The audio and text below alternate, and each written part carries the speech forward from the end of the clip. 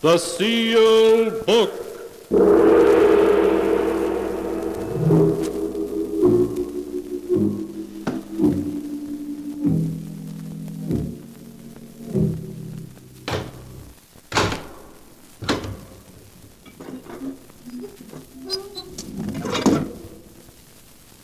Once again, the keeper of the book has opened the ponderous door to the secret vault, wherein is kept a great sealed book, in which is recorded all the secrets and mysteries of mankind through the ages.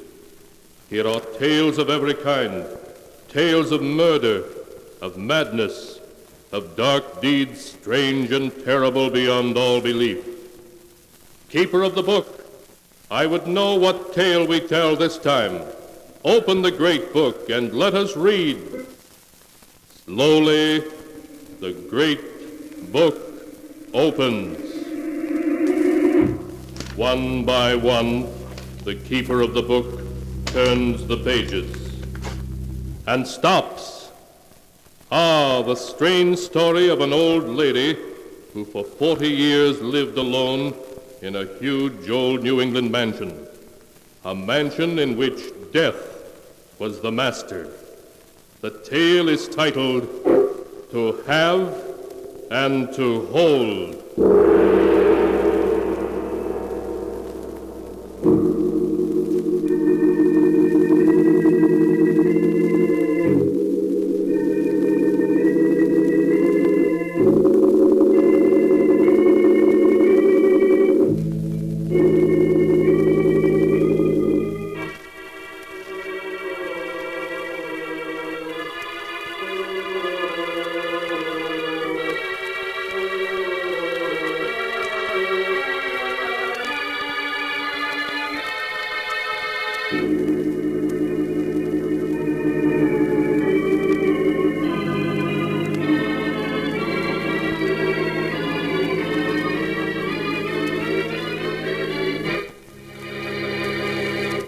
Here is the tale To Have and to Hold, as it is written in the pages of the sealed book.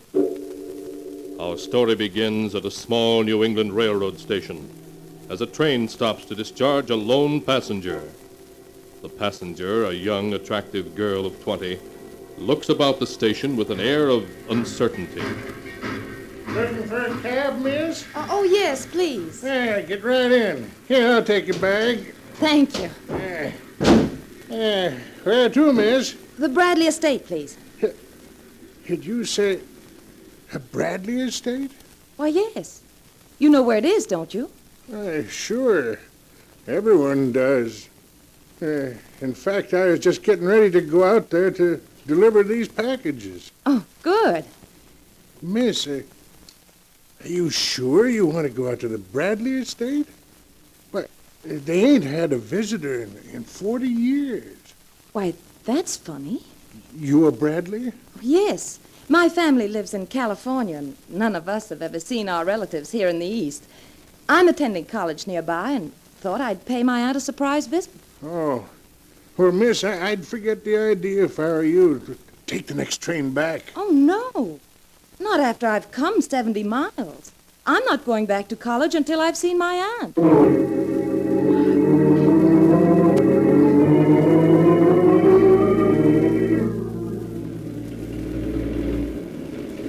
Driver, please tell me what you know about my aunt. Well, just about the time I come to the village 10 years ago to drive this cab, the old servant your aunt used to send for supplies died. Yes? She didn't get another servant, but hired me to bring supplies out to the estate once a week. I see. What does my aunt look like? I don't know, miss. I ain't never seen her. No one has seen her for 40 years. Oh. But you just said she'd hired you. Well, she did, but not directly. A banker fella come down from Boston and hired me. Didn't he go out to the estate to see her? No. He just arranged things in the village and took the first train back to Boston. Once in a while, your aunt writes to him. Oh. Well, what are in these packages you have for my aunt? Well, some of them have food, but Mostly it's things she's ordered for her husband. Clothes, cigars, and books, and... Well, in fact, I got a new suit for him right here. Best that money can buy, too. I ain't never seen him, neither. Just doesn't make sense, does it? No, ma'am. It certainly don't.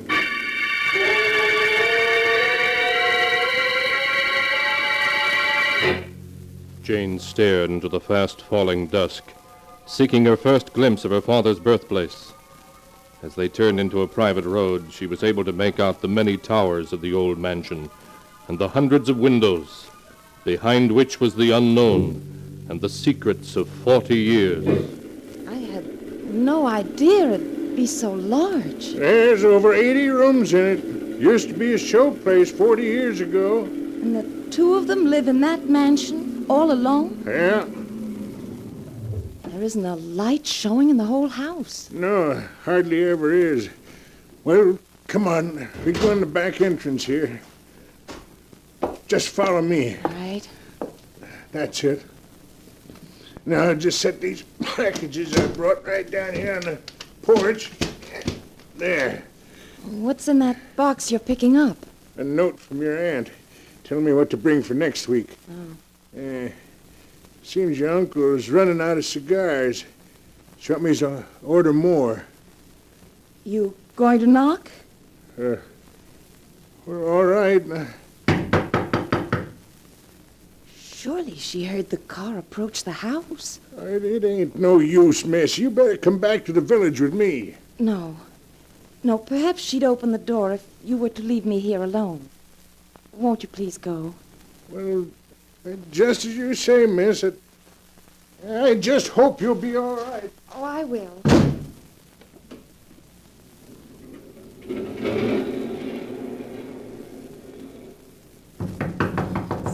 getting cold. I do wish she's unlocking it.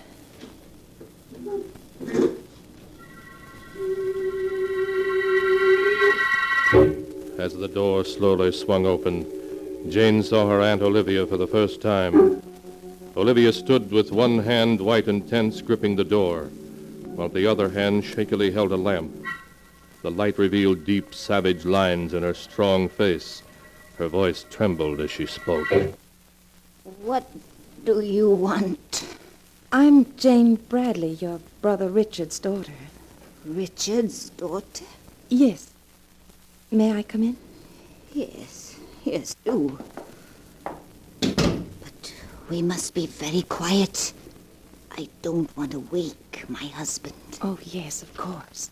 We'll go into the drawing room so as not to disturb him.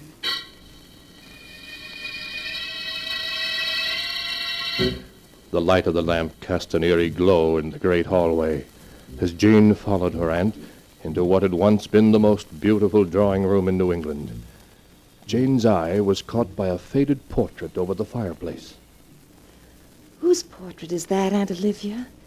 He's so handsome. That's my husband, Christopher. Oh.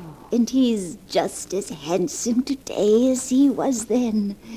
Everyone's always loved and admired him. I'm sure of that. That costume he's wearing, it's the one he wore the night of the New Year's Eve masquerade ball.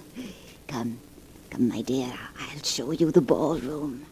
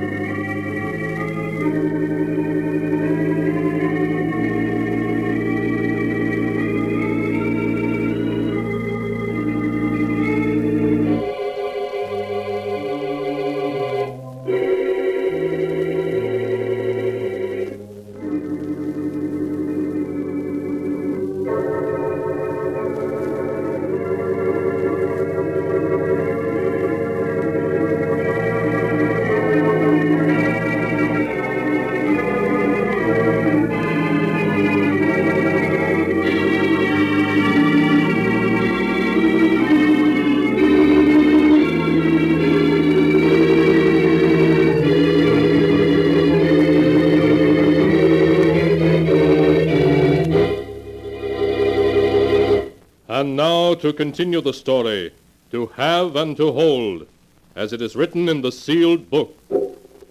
Jane, a look of wonder on her face, followed her Aunt Olivia down a long, dark hall, a hall that was musty with decay. Olivia stopped and opened a large door.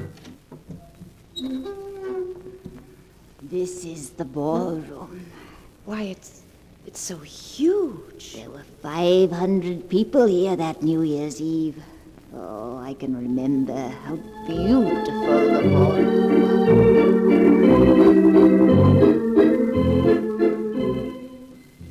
was. And Olivia, the lamp held high, stood entranced, as though listening to strains of music of long ago at that gay New Year's Eve ball, listening to a younger and happier Olivia. Oh, Chris, there's never been a ball like this, and I've never been so happy. Do you like my costume? Your costume? Oh, yes, it's very lovely. Thank you, darling. Oh, Chris, you look wonderful as a Spanish cavalier. The women can't keep their eyes off you. Where's your cousin Amy? Amy? Oh, the child is around somewhere. Chris, why don't we announce our engagement tonight? It would be a wonderful way to welcome in the year 1900. No. I mean, not tonight, Olivia. Why wait? I want everyone to know you're mine. Good evening, Olivia. Chris. Oh, Amy. Oh, you look like a dream in that costume. Thank you, Chris. Olivia, Judge Parker wants to see you for a moment. Oh, very well. Will you excuse me, Chris? Of course. I'll be back in a minute. Will you excuse me, Chris? I have to Amy, speak wait. Why have you been avoiding me lately? I haven't been avoiding you. Chris, please let me go. You know that I love you, don't you, Amy? No, Chris. It's Olivia you love and are going to marry. Olivia and I will never be married. You don't know what Olivia's like when she can't get what she wants. And she wants you. You do love me, don't you, Amy? Yes, but it's no use, Chris. Why, Olivia's my cousin. Her family brought me up. Just leave everything to me. I thought I'd never break away from Judge Parker. Oh, Chris, darling. He wanted to know when you and I were going to announce our engagement. Why, Amy, is anything wrong? You look ill. No, I'm all right. I must see the housekeeper now. Please excuse me. Olivia, I want to talk to you where we won't be disturbed. Can't we go into the drawing room? Of course, darling. Come along. We won't be disturbed here. Now, what did you want to talk to me about? Olivia, I can't go through with our marriage. Oh, darling. Don't say that, even as a joke. I'm not joking, Olivia. I've never loved you.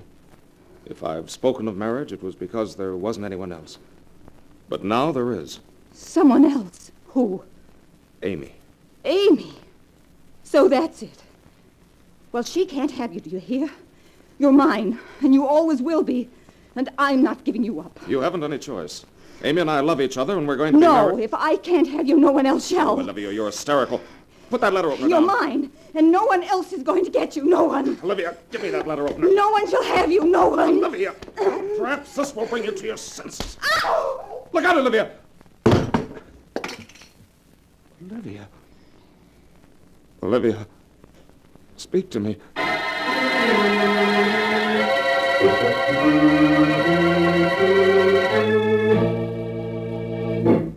How is she, Doctor? She will be all right, won't she? Well, it was quite a serious blow she got on the back of her head. Oh, Doctor, she's regaining consciousness. Chris, where are you? Here I am, Olivia. Where? Why don't you put the lights on? It's so dark in here. But the lights are... Chris, why is it so dark? Why can't I see? Now, Olivia, you're going to be all right. You've just lost your sight temporarily. You mean I'm blind? Chris, where are you? Don't leave me. I'm here, Olivia. Oh, Chris, don't leave me. I'm frightened, terribly frightened. No, you mustn't worry. You heard what Dr. Marshall said. You've only lost your sight temporarily. Oh, you're just saying that to make me feel better. I know you are. I'd better give you a sedative so that you can sleep. And you two had better leave now. You must get some rest, Olivia. I'll be back later. Chris, you will come back. You will, won't you? Yes, of course. Good night. Good night, Olivia. Good night, Chris. Chris, what's happened is all my fault. No, Amy, it's mine. It was I who struck her and caused her blindness. Chris, no matter how we feel about each other, you can't leave her, now that she's blind. Yes, Amy, I know. Olivia and I will be married as soon as possible.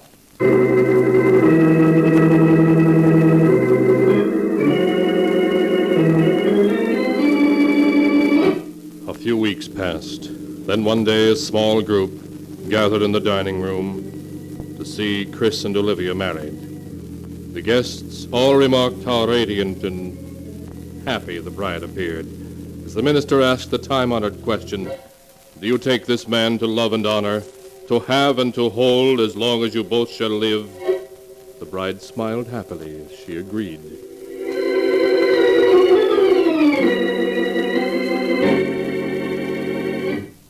Is that you, Chris? Yes, Olivia. Oh, it's getting so that I can recognize everyone's footsteps, particularly yours. Where were you, darling? I've missed you so. I was in the library, trying to work on my new book. But you weren't in the library when I sent my maid down to find you. Where were you then? Oh, I don't know. Probably walking in the garden. You will spend the afternoon with me, won't you, Chris? But I was planning to go back to work on my book this afternoon. Oh, darling, can't you let it go until tomorrow? I'm so lonely without you. All right, Olivia. Thank you, darling. I seem to be doing less and less work as time goes on. Oh, please don't be angry. It's 2 months today since we were married. 2 months today. Oh, and they've been the happiest months in my whole life. Oh, Chris, I couldn't live without you.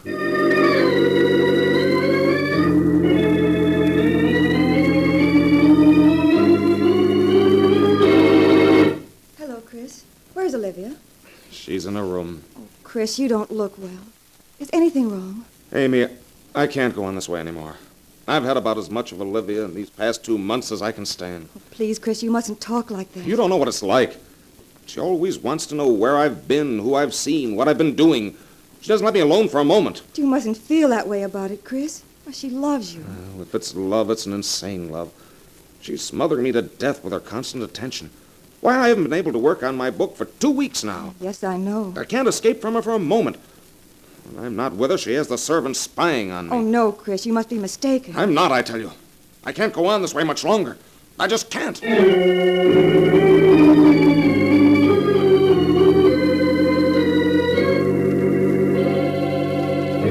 Is that you, Amy? Yes, Olivia. I've come to read to you. Where's Chris? What's he doing? He's in the library writing. But I wanted him to read to me this evening. Now, Olivia, you know how anxious Chris is to finish his book. With all the money I have, he doesn't need to waste his time writing books. It's more than just money, Olivia.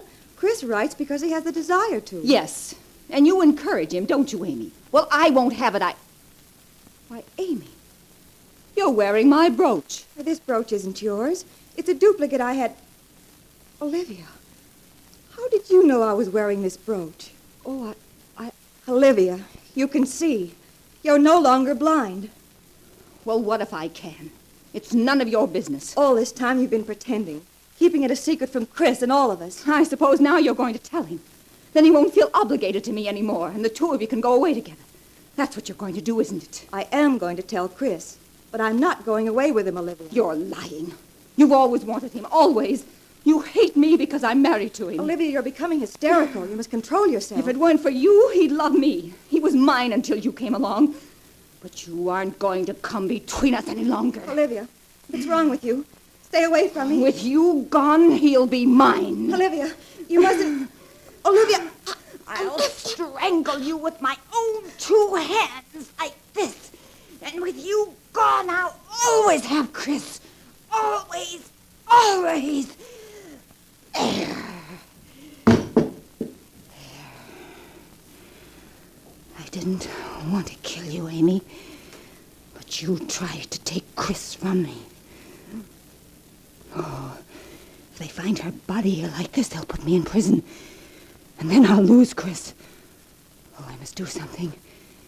If her body were badly burned, they couldn't tell I'd murdered her.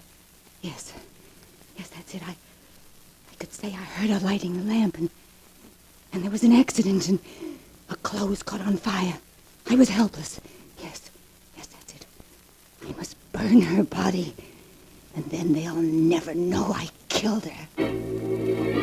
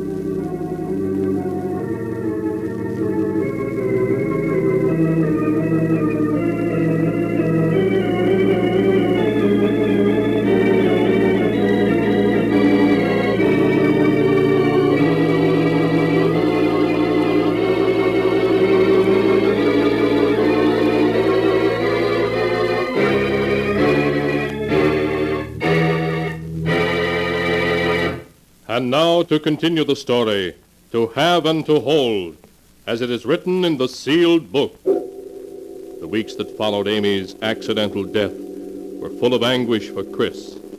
More and more he took to drink, trying to forget the death of the girl he loved. Oh, darling, you've been drinking so much lately. Well, what else is there to do? Oh, Chris, you mustn't talk like that. Why not? Now that Amy's dead, what difference can it make? Oh, Chris, please. The only way I can bear to live with you is to drink. Chris, how can you be so cruel? You know I'd do anything for you, anything. You've done enough. I'm through. I'm leaving you, do you understand? No, Chris, you can't.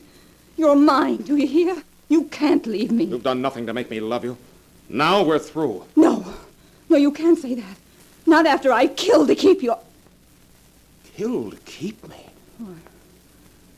I see. Amy's burning to death wasn't an accident. Was it? Chris! Was it? Chris, my arm, you're hurting. It wasn't an accident, was it? No! She found out that I wasn't blind anymore, that I'd recovered my eyesight. I couldn't let her tell you and spoil everything. Murder. I only did it because I love you It's so. an insane love. A love that destroys everything. I did it all for you, Chris. There's only one thing left for me to do. Chris! Chris, no! You needn't be afraid of this gun, Olivia. I'm not going to kill you. Chris! This gun is the only escape I have from my memories. And from you. Oh, no, Chris, you can't. You know how much I love you. Chris!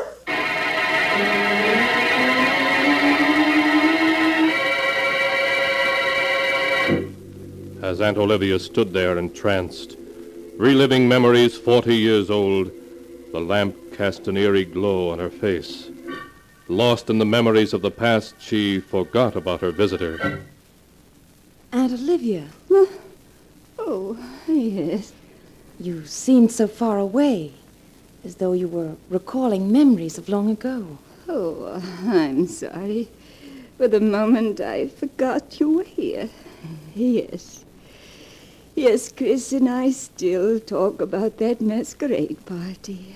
You think I might see Uncle Christopher? Yes, yes. But we mustn't wake him if he's asleep. Oh, no, of course not. Here, I'll carry the lamp, Aunt Olivia. His room is at the head of these stairs, on the right. Don't you think you ought to have the house cleaned, Aunt Olivia? Everything's so old and dusty. Oh, Chris won't hear of anything being changed. I do hope he likes this new suit I've ordered for him. He's always been so particular. Was this his room? Yes. Now, be very quiet while I open the door. Chris? Chris, are you awake? We have a visitor. Is it all right for me to come in, Aunt Olivia? Yes, yes. But you mustn't disturb him. I won't. It's so dark in here, and this lamp doesn't give much light. I hope Uncle Christopher doesn't... Oh, you dropped the lamp. He's awake now. Oh, I'm terribly sorry, Chris. I told her not to make any noise. Miss Bradley, where are you? Are you all right? Answer me. Here I am. Yes, good. I come back. Thought I heard you screaming when I come in. It's kind of hard to find my way around this small flashlight. What's wrong? Why'd you scream? Over there. In that corner of the room. Well, there's nothing there but a bed and... Oh, it can't be. Oh, it's horrible. Horrible. A glass coffin with a skeleton in it. Isn't this a lovely suit, Chris? It just came. And I also ordered some fresh cigars for you, darling. Is there anything else you want?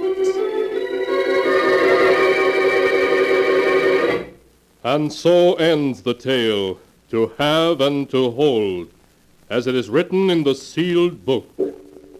The body of Christopher Drake, which for 40 years had been encased by a glass coffin, was removed from the old mansion and buried. Shortly afterwards, Olivia died. Her last words were, "I'm coming, Chris."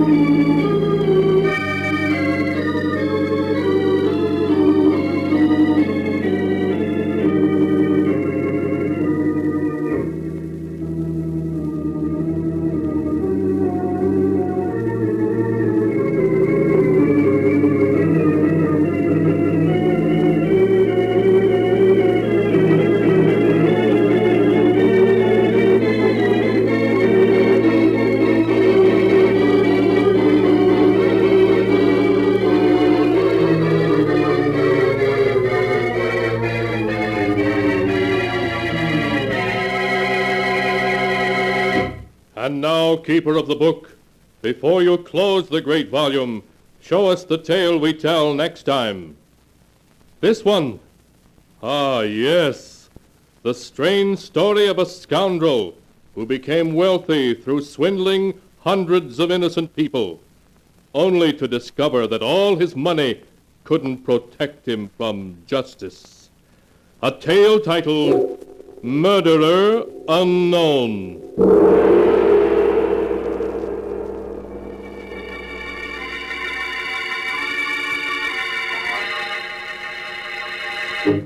Be sure to be with us again next time when the sound of the great gong heralds another strange and exciting tale from The Sealed Book.